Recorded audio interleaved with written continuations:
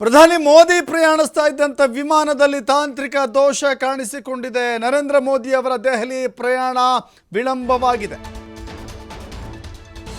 ಪ್ರಧಾನಮಂತ್ರಿಗಳು ಒಂದು ವಿಮಾನದಲ್ಲಿ ಪ್ರಯಾಣ ಮಾಡ್ತಾರೆ ಅಂತ ಹೇಳಿದ್ರೆ ಅತ್ಯಂತ ಹೆಚ್ಚು ಜಾಗರೂಕತೆಯಿಂದ ಪ್ರತಿಯೊಂದನ್ನು ಕೂಡ ಅವಲೋಕಿಸ್ತಾರೆ.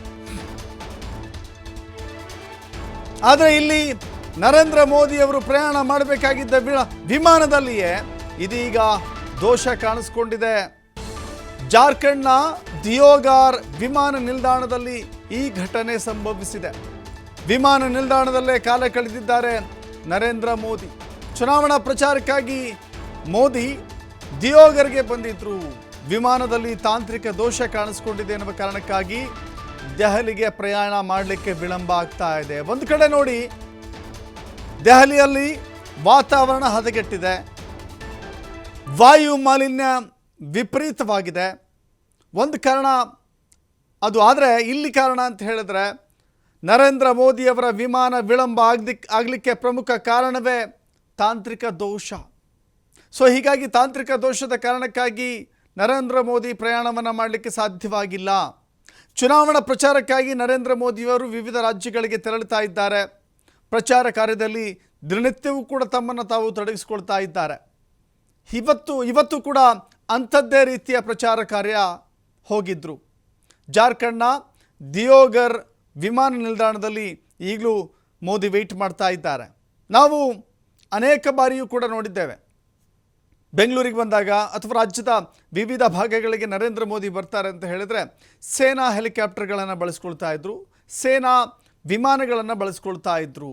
ಸೇನಾ ವಿಮಾನಗಳ ಮೂಲಕ ನೇರವಾಗಿ ಬೆಂಗಳೂರಿಗೆ ಬಂದು ಅಥವಾ ಹತ್ತಿರದ ಜಾಗಕ್ಕೆ ಬಂದು ಆನಂತರದಲ್ಲಿ ಅವರು ಇಲ್ಲಿನ ಸ್ಥಳೀಯ ಏರ್ಕ್ರಾಫ್ಟ್ಗಳನ್ನು ಅಥವಾ ಸ್ಥಳೀಯವಾಗಿ ಹೆಲಿಕಾಪ್ಟರ್ಗಳನ್ನು ಬಳಸ್ಕೊಳ್ತಾ ಇದ್ರು. ಆದರೆ ಈಗ ಪ್ರಧಾನಮಂತ್ರಿಗಳು ಪ್ರಯಾಣ ಮಾಡುವಂಥ ವಿಮಾನ ಹೀಗೆ ತಾಂತ್ರಿಕ ದೋಷ ಕಾಣಿಸ್ಕೊಂಡಿದೆಯಂತೆ.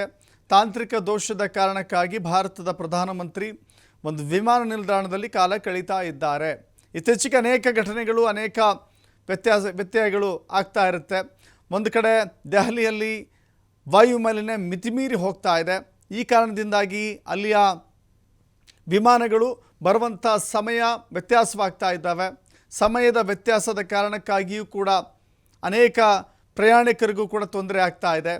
ನಿಗದಿತ ಸಮಯದಲ್ಲಿ ನಿಗದಿತ ಜಾಗಕ್ಕೆ ತಲುಪಲಿಕ್ಕೆ ಸಾಧ್ಯವಾಗ್ತಾ ಇಲ್ಲ ದೆಹಲಿಯ ವಿಚಾರಕ್ಕೆ ಸಂಬಂಧಪಟ್ಟಂತೆ. ಬಟ್ ಇಲ್ಲಿ ಮೋದಿ ಪ್ರಯಾಣ ಮಾಡಬೇಕಾಗಿದ್ದಂಥ ವಿಮಾನದಲ್ಲಿ ತಾಂತ್ರಿಕ ದೋಷ ಕಾಣಿಸ್ಕೊಂಡಿದೆಯಂತೆ. ನೋಡಿ, ನಾನು ಆಗಲೇ ಹೇಳ್ತಾ ಇದ್ದೆ, ಪ್ರಧಾನಿಯವರು ಒಂದು ಪ್ರದೇಶದಿಂದ ಮತ್ತೊಂದು ಪ್ರದೇಶಕ್ಕೆ ಹೋಗ್ತಾರೆ ಅಂತ ಹೇಳಿದ್ರೆ ಎಷ್ಟು ಬಾರಿ ಸೆಕ್ಯೂರಿಟಿ ಚೆಕಪ್ ಆಗಿರುತ್ತೆ, ಎಷ್ಟು ಬಾರಿ ಅದನ್ನು ಚೆಕ್ ಮಾಡಿರ್ತಾರೆ, ಅನೇಕ ಬಾರಿ.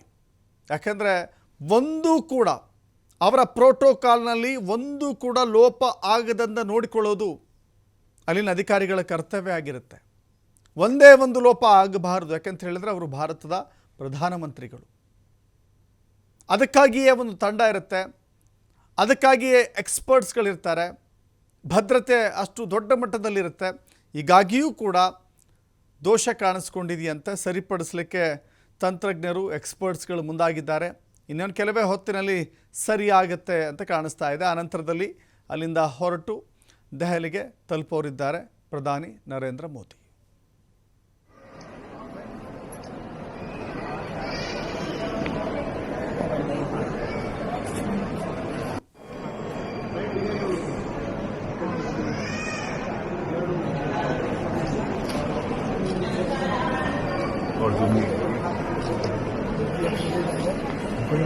वो खरीदना चाहिए।